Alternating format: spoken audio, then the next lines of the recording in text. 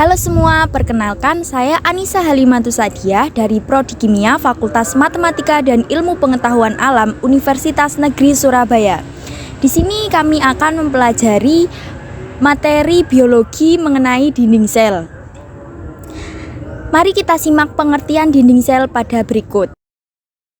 Dinding sel merupakan lapisan luar sel yang terletak berdekatan dengan membran sel yang juga disebut dengan membran plasma.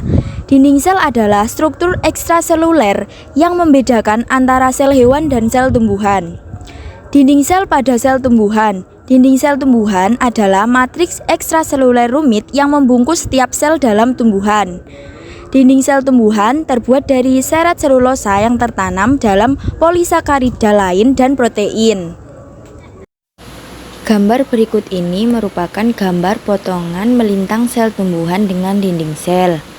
Strukturnya yaitu mitokondria, nukleus, vakuola, kloroplas, dan sitoplasma.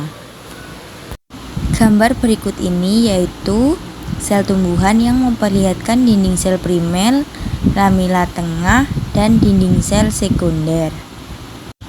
Gambar berikut ini yaitu komponen dinding sel dalam sel tumbuhan.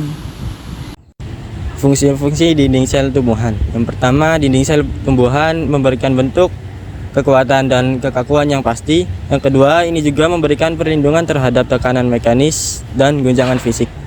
Yang ketiga, membantu mengendalikan ekspansi sel ke asupan karena asupan air. Yang keempat, ini membantu mencegah hilangnya air dari sel.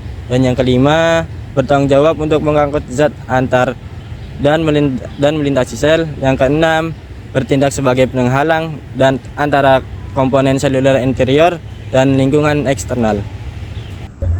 Nah, selanjutnya yaitu penjelasan tentang dinding sel yang terdapat pada hewan. Nah, kalian tahu nggak kalau di hewan itu tidak terdapat dinding sel? Karena jika di hewan terdapat dinding sel, maka hewan tersebut tidak akan bisa melakukan aktivitas dengan baik atau kaku.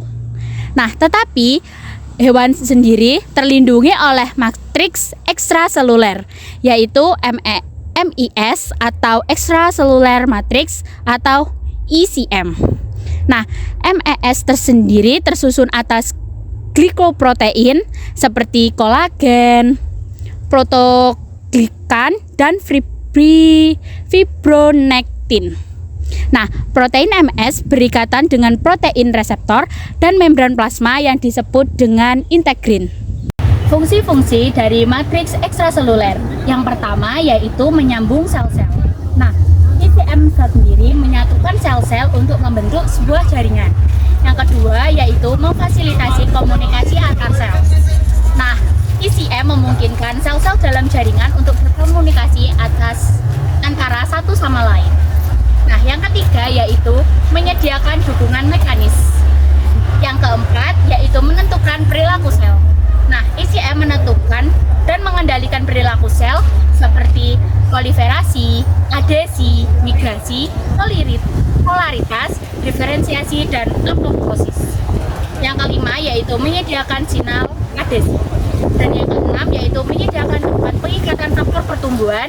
Dan yang terakhir yaitu menyediakan tempat degradasi. Terima kasih.